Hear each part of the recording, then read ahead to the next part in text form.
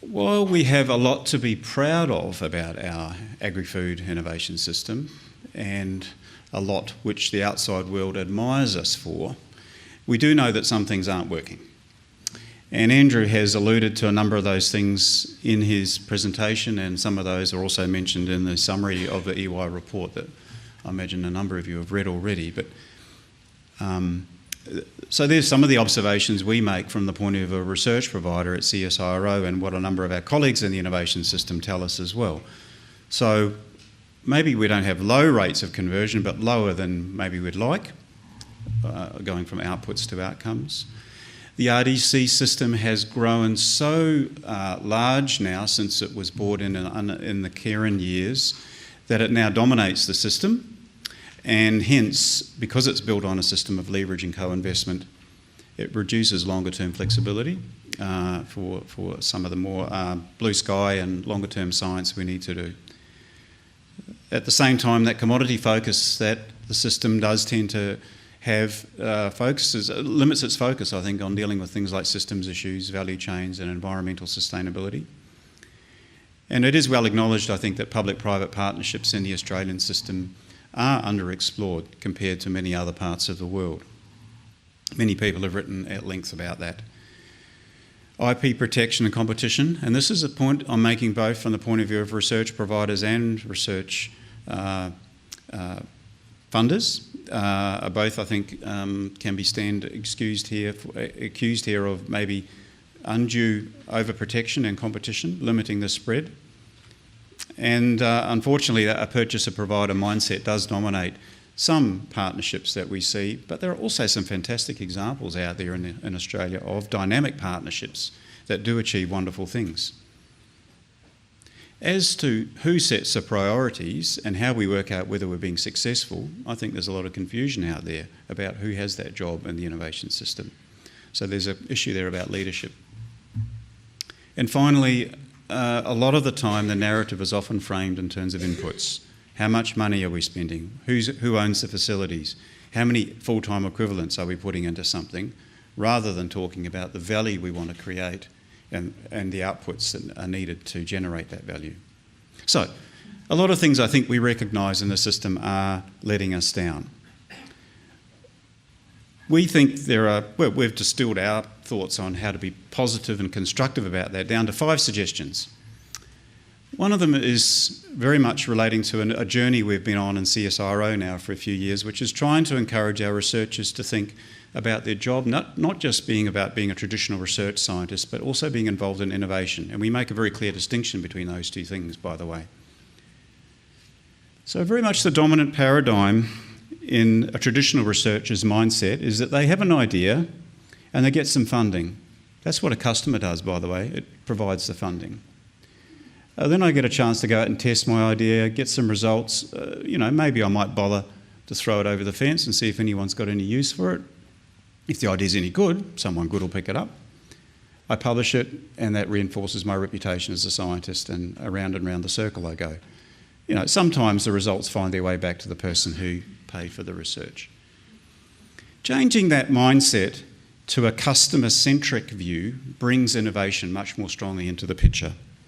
So if you start with the fact the customer has a need, and that generates the ideas that might meet that need, and then you go around the test idea, generate results and publish, which reinforces your reputation, is a much more, generative system to bring about the need for research, development or innovation. It doesn't start with the fact that the researcher's only job is to generate research outputs. It starts with a need. Now, moving from that former situation to this situation, you don't click your fingers and it happens overnight. It's probably a decadal culture change we're talking about here from some of the more recalcitrant parts of our research community, and believe me, there are pockets of them inside CSIRO. So this is, I think, one of the key things we can do around making our research more relevant and delivered in a more timely and tailored way is by moving towards a more customer-first and innovation-centric mindset. Our second suggestion is trying to be much more conscious about what the export opportunities are for value capture for Australia's agri-food, and allowing that then to drive what the R&D priorities are. Now you might think, oh, don't we do that already? Well, we kind of do. If you look at the food and agribusiness roadmap that came out, I think early last year now, you know, they used the mega trends sort of framework that I no doubt a number of you are familiar with to then highlight some key categories of opportunities for agri-food and export markets, and some opportunities there that are quite specific. Of course, what this roadmap didn't then go and do and say, well, what's the R&D we need to do to generate the ability to capture those opportunities? That's what I think the need is, the next step is in this journey around really driving our R&D prioritisation process around that value capture opportunities in export markets. Now, I know we're still bulk commodity exporters for many of our industries, but I know many of the industry groups are becoming more and more focused on how can we value capture, whether that be onshore or offshore. So that's our second suggestion.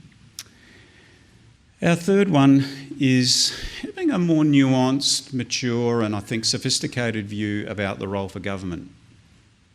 You know, there's this sort of old-fashioned idea that government only has a role where there's a market failure, you know, not to crowd out private sector activity, only jump in when there's a public good role for government, you know, when there's basically a free rider syndrome operating there, maybe the environment, for example.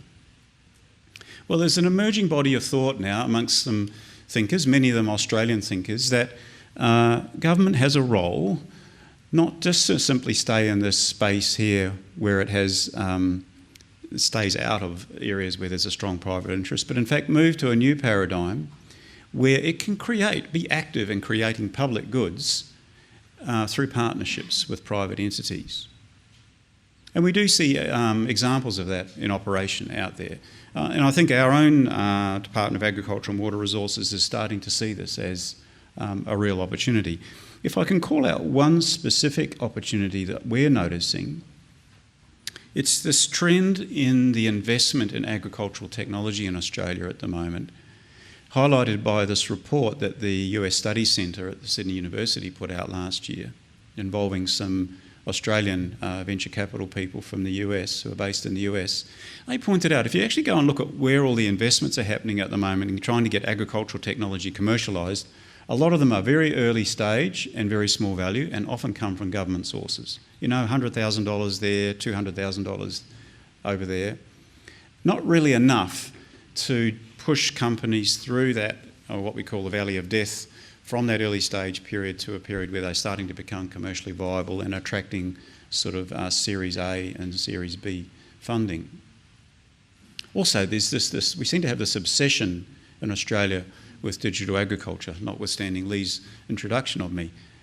There's a lot of other technologies out there that I think are getting neglected in terms of that commercialisation opportunity. So I think there's a role here for government. I'm not necessarily talking about putting their hands in their pocket, but maybe a leadership role here in terms of trying to galvanise an investment fund that can have a role at getting Australian agricultural technology companies through to that early stage commercial viability stage. After all, who else is going to provide that leadership role if it's not them? Now, I think a big part of the lack of confusion about roles and who's leading and how do we work out whether we're successful is because we lack a set of national targets. And Andrew mentioned this in his talk. I think that's got to be underpinned, though, by some information. A learning platform, basically, that tells us what inputs are being put into the system, what outputs are we getting, how are those inputs being spent and by whom, and using that as an opportunity to learn about where investments are generating the biggest bang for their buck. So we know, many of you will know that the Department of Innovation and Industry produces this report annually. It's a fantastic report if you look at it. It's a whole of economy report. You don't find out much about what's happening in agri-food by reading that report. But wouldn't it be wonderful we had an agri-food version of this that came out every year? that tells us some answers to some of these questions. That, I think, would allow an emerging leadership that Andrew referred to that's required here to at least act with some data behind them, to act with some transparency, and I think to argue the case about maybe where shifts need to happen in terms of our priorities. Clear role for I think, government to at least lead the way on that, but obviously with the cooperation of industry and the research providers and funders. So our final suggestion is in the realm of agricultural extension. And we all know that that's been through a turbulent time in the last 20 years with the shrinking of the traditional public service form of extension and state agencies and the like, more towards a private sector involvement. But it's more than just recognising that. I think it's also recognising the fact that with the digital age upon us, people, decision makers, are getting their information from all sorts of places now, and not just from the traditional sources, not just from the websites and from the mouths of their reseller or their farm business consultant. They're getting it from social media. They're getting it from overseas sources. They're hearing it from sometimes quite unconventional sources. And believe me, as a person from a research provider, I can imagine us getting disrupted in a big way over the next few decades if we don't respond to the fact that it's now a pluralistic market out there for information. And farmers are purchasers of that information just like you and I are about personal decisions we're making in our lives. So I think we do need to recognise that there is a changing modality there, but there is, I think, a tremendous, and this is a big generalisation, but a tremendous lack of capacity in the private sector who are now dominating our extension services, a tremendous lack of capacity in engaging with the digital world. It's not through lack of interest, but it does, I think, require some pump priming on behalf of the public sector to help the private sector become more effective in being able to help them and their clients navigate this new world where there is a real information marketplace out there. So, we'd like to offer a vision. Maybe it's a 2030 vision. One where a research culture is nurtured and rewarded and not just that traditional researcher type way of operating. That we have some pretty clear targets and roles and priorities underpinned by comprehensive information that allow us to act with confidence and transparency. It'd be great to see more partnerships where we're focusing on creating value and not just counting inputs and thinking about how we can bring the private sector in to those partnerships.